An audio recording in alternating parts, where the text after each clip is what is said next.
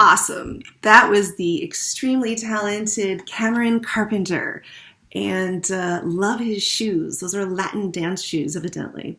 So last week, some people were saying, hey, we can't see you. You've got the screen in your eyes. So I've got these, but look, the screen is still there. Luckily, I have the tag, and I will return these. And I'm just going to do my eyes. How about that? As an artist, I am in awe of the Magnus Opus and the creation of these guys because they are like phenomenal cameras, right? I mean, every day I'm so thankful and grateful for my eyes and what I can see and the pictures I take, thousands a day. And I don't even have to recharge, the battery here. I don't have to empty the files. That is incredible. All right, welcome to the Church of Caron, and thank you for click and play and being here with me today. I'd like to start off with the sound of coconuts. When I was a kid, Monty Python, I thought the scene with the coconuts, you gotta Google this if you don't know about it,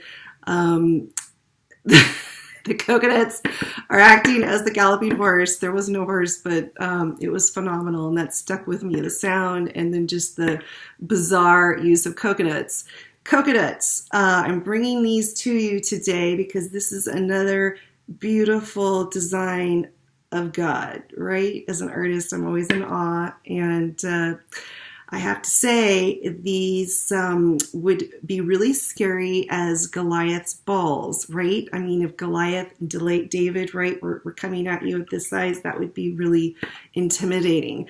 But the reason why I'm talking about this is because you men, God loves your balls and your prostate and your testicles and your scrotum, and he wants you to eat these that kind of look like your balls, very large, of course.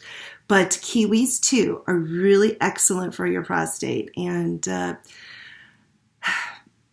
my dad passed away, and he had prostate cancer, and it was really awful. So I really want you, men out there, and women, too. These are great for our health as well. And I want to show you how to eat it. You buy it fresh like this, put it in your fridge so it's cold, and then you get an ice pick. And wow, my ice pick is right here. And there's 3 eyes there, right? And then you just pop that in. Then you just shake it in your glass, and then you drink it. And you get so many health benefits. Trust me, it's amazing. So coconut milk, coconut water, coconut oil. If you have diabetes, coconut oil is amazing for you. And just if you don't have diabetes, coconut oil is far better to use than anything else. I also want to draw your attention to 2 books that I said I was going to talk to you about last week. Your Body Believes Every Word You Say. This was really phenomenal in helping me rethink how I'm thinking. And our brains, boy, they can be really our saboteurs, can't they? And Barbara Levine, makes a really interesting read. And some of the thoughts are that, let's just say you really can't stand somebody and you're like, I hate you. You might say it, you might think it. You're obsessed, you're sending out all this hate. But actually, all of that is boomeranging back to you. All right, so every word you say, everything you think, even though it's projecting out to somebody else, the reality is our bodies cannot differentiate between us saying something badly to another and it being towards us. So everything we say, actually our body believes it about us. So it's really important to think about that. To meditate on that, right? It's super important how we think and what we say, and, freeway road rage. I'm driving in LA, man, I can get that. Who doesn't, right? And, but we gotta stay calm. There's so much chaos going on anywhere. Everything's going bananas, right? But, the other book, Faithfully Religionless by Timber Hawkeye. And he is a Buddhist, and I love this book. I think I outlined every single page in here.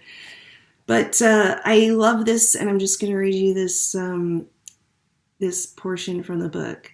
Habitually contemplate whether your thoughts stem from love or from fear. If your thoughts originate in love, then follow them. But if they originate from a place of fear, then dig deep to find the root of your fear. Only then will you be able to finally let go of it, so that fear no longer limits your possibilities. Yummy! All right, so 2 of these books that have really been helping me with my health and my path. So behind me, I have the Sabbath candles lit, and they actually are also in honor of 2 people. The first one is Mac Miller. Mac Miller, if you do not know who he is, was a Jewish hip-hop artist. Passed away at 26 this month, and we lost a great artist. He was a phenomenal musician, and I just want to pay tribute to him. I'm going to play you a little bit here from his Tiny Desk concert. He's playing with his band and then with Thundercat. And Thundercat is an amazing bassist. I have to say, I love bass players. And Thundercat, you've got to get this so you can see the interaction of these musicians together and how they are. It's so fun, you know, for me as somebody who works alone with my painting and my drawing. You know, it's so cool to see musicians work together and just how they have this beautiful symbiotic relationship. And all right, I'm just going to play a portion of this, but check it out on your own. And this is Mac Miller with Thundercat. Put them down till I'm out, and it is what it is till it ain't.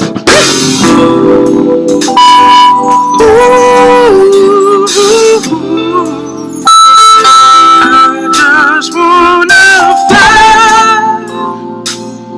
Thank you.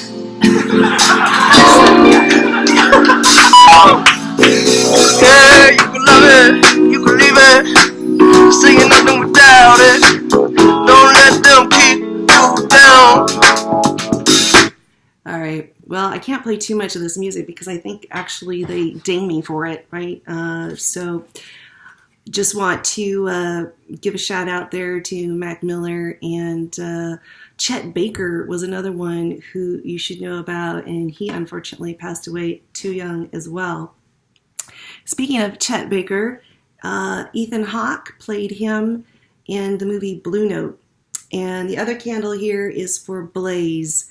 Blaze was a musician who was shot far too young, and so we have a lot. We have a lot of people who pass away from drug use and from guns, and it's a real travesty.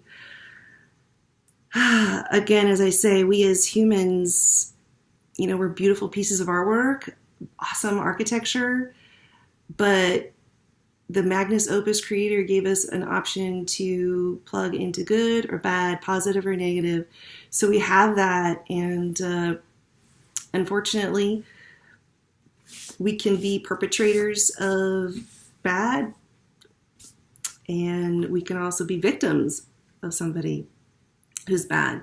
But the good side is we can also make this world a better place, and we can make change for good. And I have to say, Ethan Hawke, hey, he is an amazing director, and he was amazing as Chet Baker in Blue Note. So if you haven't seen that, check that out, older film. But in Blue Note, he worked with cinematographer Steve Cousins from Canada. And Steve Cousins is amazing. So if you look at these 2 films, you will see the use of light, the framing, every frame. If you were to stop it and make a still, you could hang it as a photograph in your home. That's how good Steve Cousins is. And he loves natural light, and he loves working with Ethan Hawke, because Ethan Hawke is really an unusual director. He writes his scripts almost like stream of consciousness, poetry. In the Blaze one, he wanted kind of just a real jazz approach to it. And even though Blaze is a country singer, who inspired, by the way, Willie Nelson and Merle Haggard, it's just a phenomenal film. So Ethan Hawke, as a director, really wanted himself and Steve Cousins to be very fluid with the actors, because Ethan Hawke wants the actors to act, to find their own rhythm. And he and Cousins were to, be flexible with that. And I think that's so cool. I think sometimes I think of God as a director. We're sort of all living our own film. And Ethan Hawke is sort of, in a way, acting like God. He's there, but he's also allowing the actors to do their thing and be who they are naturally. And so I love that. Thumbs up for Blaze. Another thumbs up and 10 fingers. Please go see that if you can. I was at the Lamley again in Claremont, bumpy seats still, but was able to levitate off of them, and what an experience. So I highly recommend that film.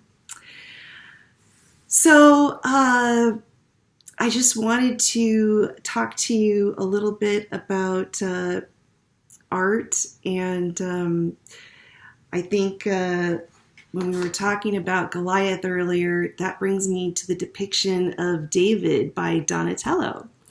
And Donatello did this about 1430, and I love the stance and the Goliath's head here at the bottom, the boots, and the sort of the Mercury Greek hats off to the gods there that's been put on David's head, and the beautiful curls that we see. Donatello appreciated the male form, and we could definitely see that here. However, knowing the story of David and Goliath, I'm just not sure that Goliath would have found this David very intimidating. Not sure. Do a little spin around, a little sachet, perhaps. I guess David could have distracted Goliath in more ways than one, but I just think it's funny and fun, art and art history. 70 years later, however, Michelangelo, who I'm sure was familiar with Donatello's version, chose to, instead of bronze, go with marble, and did away with the boots and did away with the hat. So we have a very Greek-looking David, right? Greek-Roman appearing David. And again, Michelangelo was very in love with the male form. When I was in Italy, I appreciated the derriere that I saw there. And this picture really doesn't do it justice because, of course, this is a very large statue. But exquisite, when you're a sculptor, you're really feeling the piece as you're working, and we could see a lot of love going into this piece. Also, evidently, our research that a sling could be almost as powerful as a .45 caliber. Wow!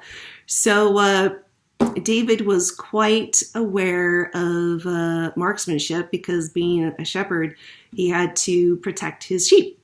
So killing Goliath evidently wasn't that big of a deal for David.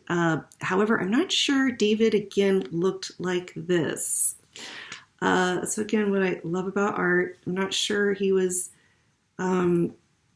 confronting Goliath completely in the nude. I could be wrong, but anyway, this is a great piece, right? Of course, and David in this piece was looking towards Rome. They had it set up in Florence because Florence was kind of giving the snake eye to Rome, like, don't come in, and we have our defender here in David.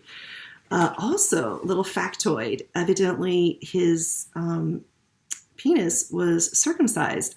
Evidently, Michelangelo was true to David's Jewish roots, and David would have been circumcised, and evidently the penis has been circumcised a little bit.